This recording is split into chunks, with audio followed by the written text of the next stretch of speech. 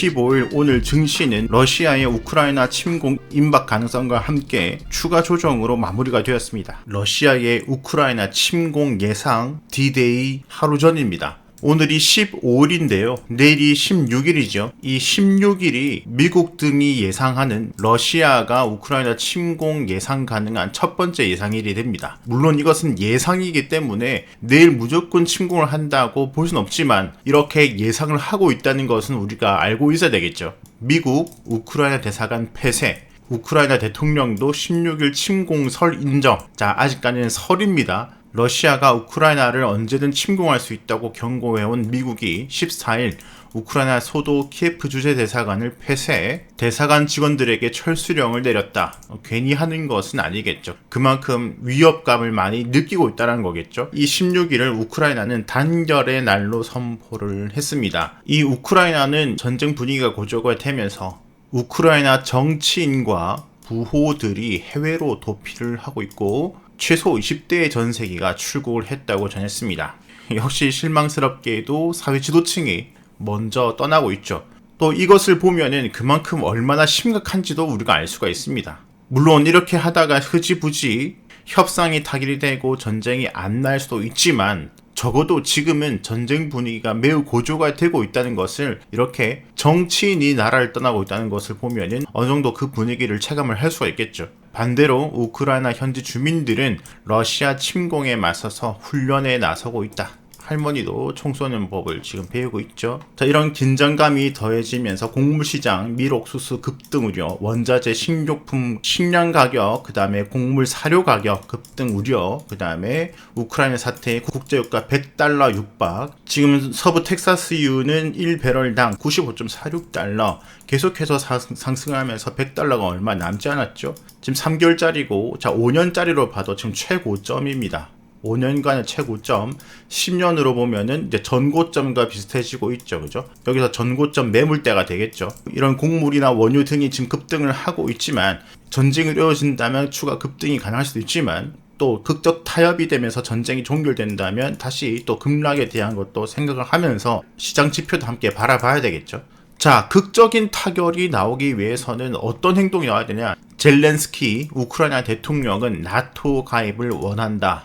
타결이 나오기 위해서는 우크라이나가 한 발 빼야 되죠. 어떻게? 나토 가입을 보류를 하겠다, 안 하겠다 등의 한 발 물러나는 행동이 나오면은 전쟁으로 갈 가능성이 확연하게 아마 내려갈 겁니다. 왜 우크라이나가 나토에 가입을 하면 안 되냐? 러시아 입장에서 나토는 서방 국가를 중심으로 한 강력한 군사 동맹이죠. 미국과 영국을 중심으로 독일, 프랑스, 이탈리아가 받쳐주고 있는 세계 최강대국의 군사연합인데 여기에 구소련이었던 폴란드, 루마니아, 불가리아, 리투아니아 등 나토국이 아니었던 국가들이 다 나토로 포함이 되면서 이 러시아 국가 땅 바로 앞까지 서방의 힘이 존재를 하게 되죠. 그러니까 러시아 앞마당에 나토군, 서방 세력, 러시아와 반대에 있는 세력이 존재를 하기 때문에 러시아 입장에서 상당히 압박감을 받게 되는 거죠. 이것을 동양 상황으로 인식을 해보면은 중국 땅이 있고 한국 땅이 있잖아요. 그죠? 이 중국은 남한과 북한의 통일을 원하지 않습니다. 왜냐면은 한국은 미국과의 동맹인데 통일이 돼버리면은 지금은 남한에 미군을 주둔을 하지만 북한이 있기 때문에 완충지대를 할 수가 있죠. 그렇기 때문에 중국과 한국이 이제 거리적으로 떨어져 있게 되는데 통일을 해버리면은 중국과 반대편에 있는 미국, 그 미군이 중국 땅 바로 앞에까지 위치하기 때문에 중국 입장에서는 이것을 반대를 하는 거죠. 이와 같은 거고 또 이 사드 배치 또한 마찬가지죠. 이 사드를 한국에다가 배치를 함으로써 레이더, 중국 본토까지 스캐닝이 되기 때문에 중국 입장에서는 불편하기 때문에 사드 배치를 반대를 하는 거죠. 요것과 비슷한 상황이라고 보면 될 것 같아요. 이미 많은 국경을 나토군에게 주었는데 우크라이나, 러시아와 많은 국경을 맞대고 있죠. 그리고 쑥 들어와 있고 여기는 이제 러시아 앞마당이 됩니다. 이 앞마당에다가 나토군이 들어오게 된다면 러시아 입장에서는 상당히 껄끄럽기 때문에 결사적으로 반대를 하고 있는 것이죠. 지금 이렇게 전쟁의 분위기가 고조가 되고 있지만 한편으로는 러시아 대화 가능성 남아 우크라이나의 한 가닥 희망, 러시아도 그렇고 우크라이나도 그렇고 서로 전쟁은 사실 부담스럽습니다. 러시아가 전쟁을 일으키면은 서방 세계로부터 고립이 되는 것이고, 푸틴의 해외 자산 동결, 러시아의 국제적 사회적 고립, 이런 것들이 문제가 되기 때문에 러시아 입장에서도 쉬운 결정은 아니겠죠. 반대로 우크라이나 역시 본토가 폭격당하는 것을 반기는 사람은 없을 거고요. 겉으로는 분위기가 많이 고조되고 있지만 뒤에서는 이 대화의 가능성을 계속 열어두고 있고, 러시아 외무 추가 대화 의지 언급, 푸틴 모하게 좋다, 우크라이나도 나토 가입 포기 기류, 우크라이나 대통령 나토 가입은 꿈같은 일, 강하게 언급을 할 때도 있고, 뒤에서는 대화의 여지, 한 발 물러날 여지도 주고 있는 거죠. 서로 16일은 예상일입니다. 전쟁이 날지 안 날지는 두고 봐야 되겠죠. 그리고 전쟁이 난다 하더라도 16일에 날지 17일에 날지 20일에 날지 다음 달에 날지도 계속해서 두고 봐야 되는 것이고, 전쟁이 발발을 하더라도 대규모 폭격, 대규모 침공으로 갈지 아니면 어느 한 곳에서 국지전으로 소규모 분쟁전도 일어날지, 이것도 우리가 앞으로 미래를 다 알 수는 없습니다.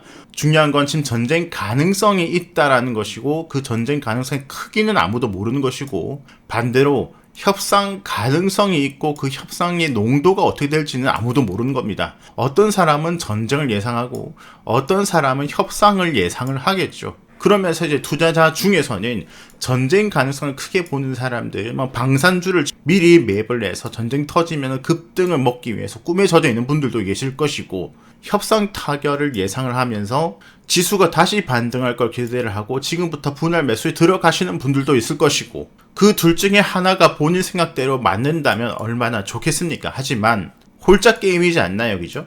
주식이 골라 야바이 게임도 아니고, 저는 홀짝 게임을 하지 않습니다. 냉정하게 봐야 되겠죠. 결정이 나고 난 다음에 내가 베팅한 곳에 바로 급등하는 것을 먹지 못할지언정 확인 다음에 그 방향성이 결정되고 난 다음에 매매를 해도 늦지 않습니다. 그래서 저는 전쟁으로 결정이 날지 협상으로 결정이 날지 두고 보고 어디에 투자를 할지 방향성을 결정을 할 거고요. 이런 추이나 제 생각은 앞으로 계속 연재를 해드리도록 할게요. 그래서 지금 이 현 상황을 잘 직시를 하고 계시고, 앞으로 어떻게 흘러가는지, 이 추이 앞으로 어떻게 흘러가는지, 전쟁 쪽으로 가는지 협상 쪽으로 가는지, 이 추이를 잘 우리가 지켜봐야 되고, 함부로 너무 한쪽으로 베팅, 도박 같은 매매는 조금 지양을 하시는 그런 투자자가 되었으면 좋겠습니다. 지금은 관망으로 흐름 파악이 더 중요한 시기인 것 같습니다.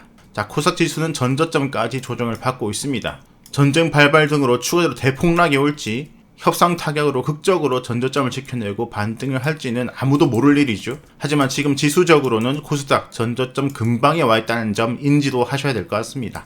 부디 평화적인 방향으로 좋은 결과가 있기를 기대를 하면서 한번 추이를 지켜보도록 하겠습니다. 오늘 영상은 여기서 마무리하도록 하겠습니다. 구독, 좋아요, 알람 설정, 댓글 무료입니다. 감사합니다.